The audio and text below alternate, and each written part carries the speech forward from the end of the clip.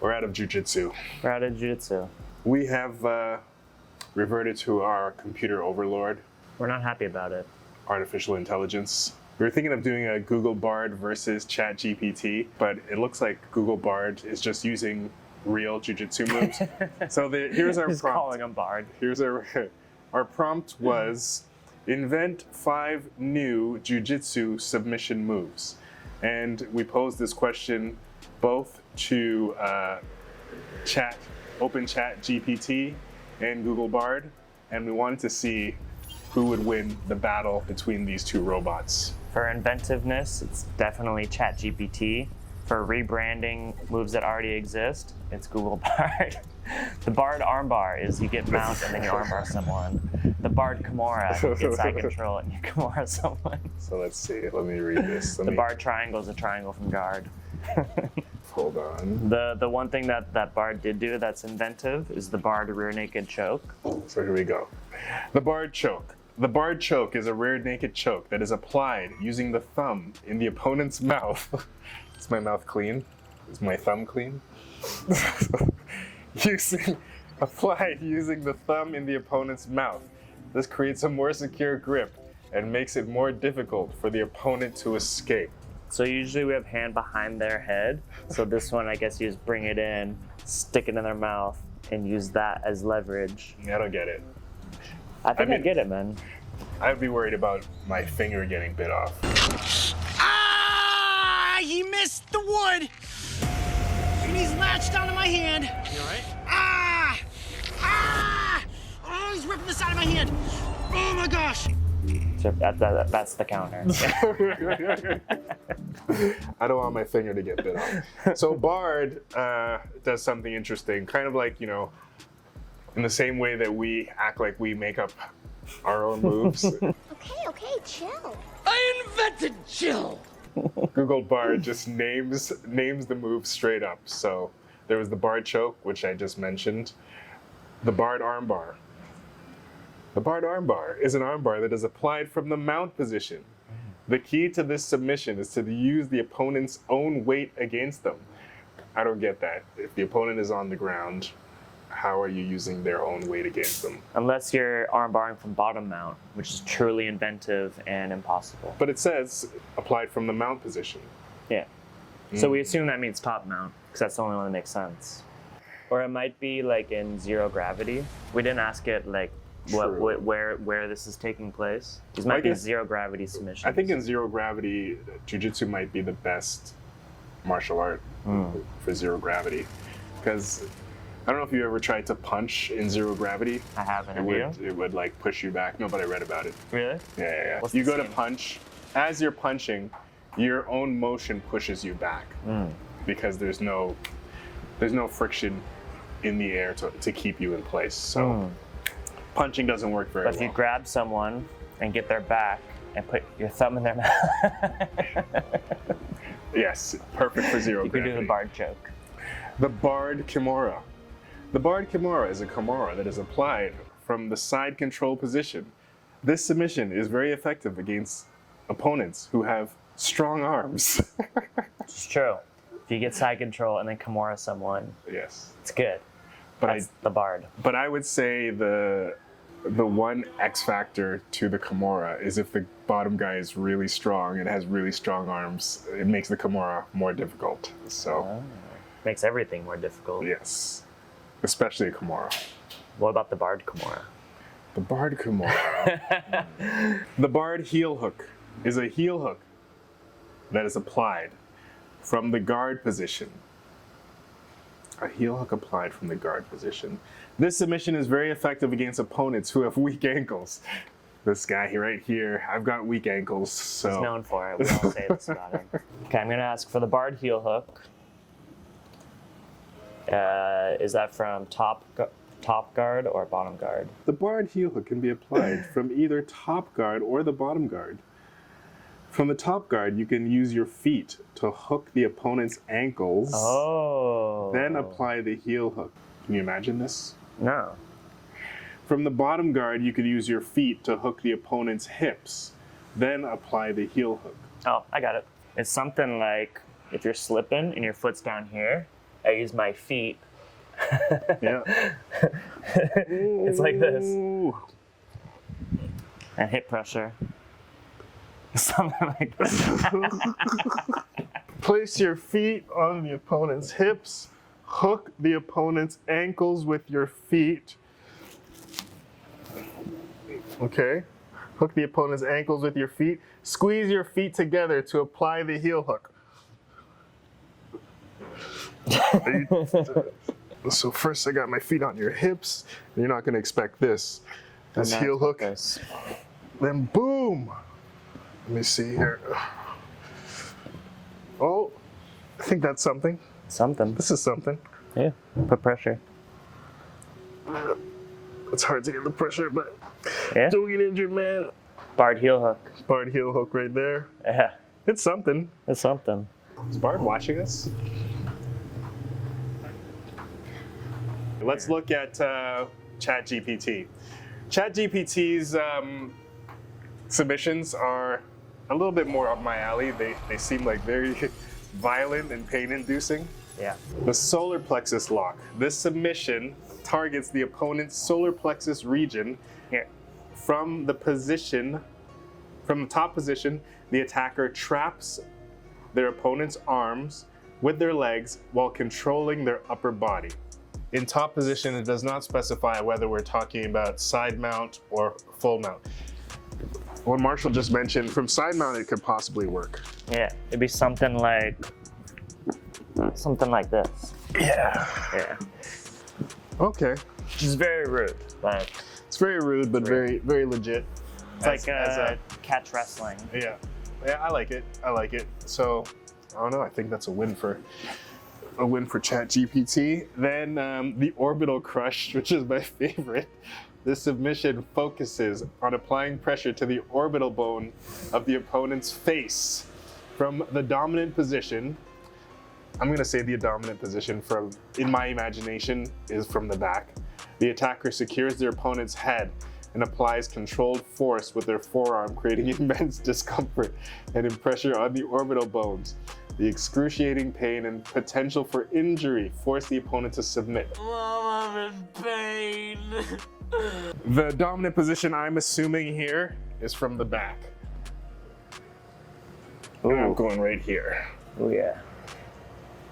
Ooh. Oh my gosh. Oh yeah. Yep. That sucks.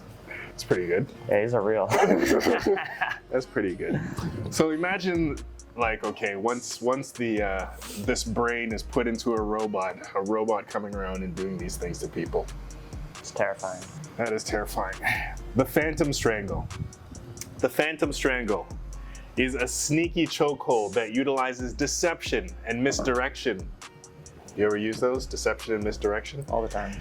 From the bottom position, the attacker lures their opponent into a false sense of security. It's okay, man. Everything's gonna be okay. Don't worry, okay? Everything's fine. Suddenly, the attacker swiftly wraps their legs around their opponent's neck, executing a hidden stranglehold that catches their opponent off guard and forces them to submit. So give me a false sense of security. I trust you.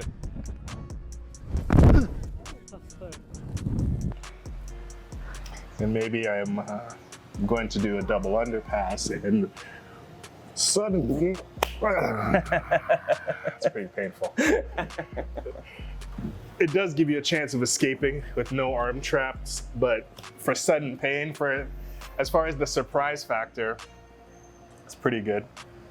I don't know if that's gonna win. I don't know if that's gonna win you any big competitions, but in class you might be able to get the a-hole tap from somebody. Yeah, if you just want to hurt guys' feelings. Are you trying to hurt my feelings? Because if so, you are succeeding. The great moves for like not making good friends. Yeah. The lumbar lockdown is a submission that targets the lower back area. So we want to target the lower back always, okay? Target the lower back area. From back control position, the attacker skillfully traps their opponent's legs and applies controlled pressure on their lower back, causing immense discomfort. Is this like grapevine? That's what I was thinking. So let me see. From the back control position, the attacker skillfully traps their opponent's legs and applies controlled pressure on their lower back, causing immense discomfort. Yeah, it's like a face down back mount where you just hit all the way in. Yeah. It depends how you interpret it. It could almost be like a twister as well. Because it's saying it's like a spinal lock. So potentially, causing immense discomfort and potentially leading to a spinal lock. Yeah. The opponent's inability to escape the excruciating pain caused them to submit. Is this a twister? Lumbar lockdown targets the lower back from the back control position. The twister's upper back. The attacker skillfully traps their opponent's legs. Yeah. And So that'd be like applies 2 hooks. Yeah, and applies controlled pressure on their lower back. Yeah, I think I got it. Okay. Sure. So if we're just in the back, and then the trick is to get them to go face down, which we should be practicing anyway, right? There's ways to do it. That was not such a good one. Then from here, fully, I don't know if I'm gonna get the right pressure, but something like this. 2 hooks. It's too hard. I'm hurting my own back. Yeah, I'm gonna say that one doesn't work. Unless we're talking the twister, I'm gonna say that one's not a thing. Someone else could do it. And then the last one, the flexor crush. This submission move focuses on hyperextending the opponent's wrist and fingers. Oh, nice, wrist locks. Flexor crush. This submission focuses on hyperextending the opponent's wrist and fingers. From a dominant position, the attacker secures the opponent's arm, isolating their hand and fingers. By applying torque and pressure on the wrist and fingers, the attacker forces their opponent into a position where further resistance becomes unbearable, resulting in a submission. So, to be nice, we try not to attack fingers, but wrists are fine.